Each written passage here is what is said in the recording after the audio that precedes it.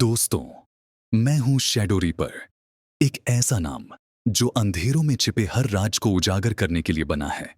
मैं वो परछाई हूं जो हर डरावनी कहानी के पीछे चलती है, हर भयावह सच की तह तक पहुंचती है।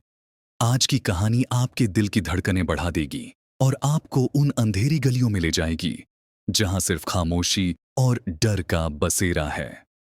तो अगर आप तैयार हैं, तो चलिए शुरू करते हैं और एक ऐसी दुनिया में उतरते हैं जहां हर परछाई में एक कहानी छिपी है। यह कहानी एक छोटे, सुदूर गांव की है, जहां एक रहस्यमयी कुएं का किस्सा वर्षों से लोगों के दिलों में डर और खौफ बसा चुका है। इस कुएं को लोग मौत का कुआं कहते थे। कहते हैं, इस कुएं में एक अजीब सी खिंचाव वाली ताकत है जो लोगों को अपनी ओर खींचती है। जो भी इस कुएं के करीब गया, वह कभी लौट कर नहीं आया। गांव का नाम था धर्मपुर। यहां के लोग सरल थे, लेकिन इस कुएं के नाम से ही उनके रोंगटे खड़े हो जाते थे।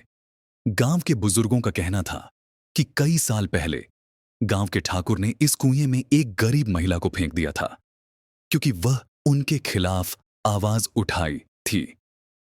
उस दिन के बाद से उस कुएं में अजीब घटनाएं होने लगीं। रात में उस कुएं से किसी के चीखने की आवाजें आती थीं, और लोग कहते हैं कि वहां एक औरत की परछाई दिखाई देती है जो हर आने वाले को अपनी ओर बुलाती है। इस कहानी का मुख्य किरदार है अमन, एक युवा फोटोग्राफर जो अपने दोस्तों के साथ नए और रहस्यमयी स्थानों की तस्वीरें लेने के लिए गांव-गांव घूमता था। अमन को किसी ने मौत के कुएं के बारे में बताया, तो उसकी जिज्ञासा बढ़ गई।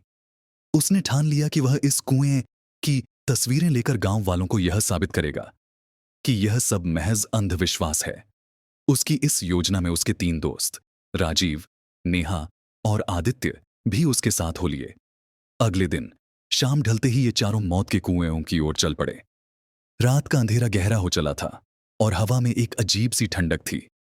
रास्ते में एक बुजुर्ग ने उन्हें रोकने की कोशिश की और कहा, बेटा, उस कुएं के पास मत जाओ, वहां सिर्फ मौत है।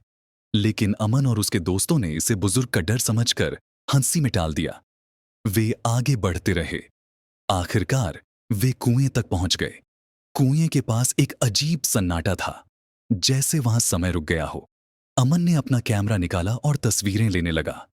लेकिन जैसे ही उसने पहली तस्वीर ली, उसे अचानक एक ठंडी हवा का झोंका महसूस हुआ। राजीव ने उसे मजाक में कहा, लगता है कुएं में कोई है जो तुझसे नाराज है। अमन हंसकर बोला, यह सब तुम्हारे दिमाग का वहम है। लेकिन तभी नेहा की नजर कुएं के पानी में पड़ी। उसने देखा कि पानी में कोई परछाई हिल रही है। उसे लगा कि शायद यह उसकी आंखों का धोखा है। लेकिन जब उसने गौर से देखा, तो एक महिला की परछाई दिखाई दी जो उन्हें घूर रही थी।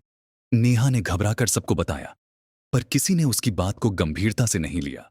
अमन ने अपनी हंसी को रोकते हुए कहा, अरे, तुम लोग बहुत जल्दी डर जाती हो। लेकिन कुछ ही पलों में चीजें और भी डरावनी हो गईं। अमन ने देखा कि कुएं से निकलती ठंडी धुंध ने उनके चारों ओर घेरा डाल दिया।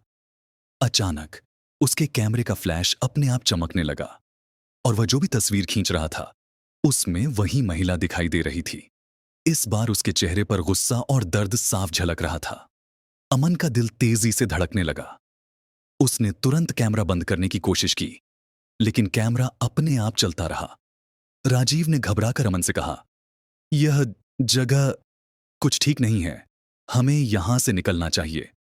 लेकिन जब वे मुड़ने लगे, तो एक ठंडी आवाज ने सबको जड़ कर दिया।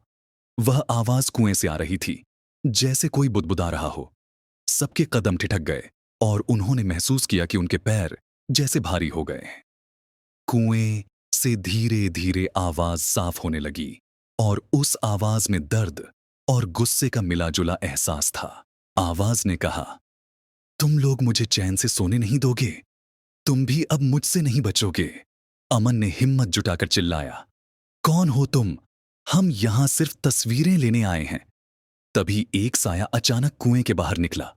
यह वही महिला की परछाई थी जिसने उन सबको घेर लिया।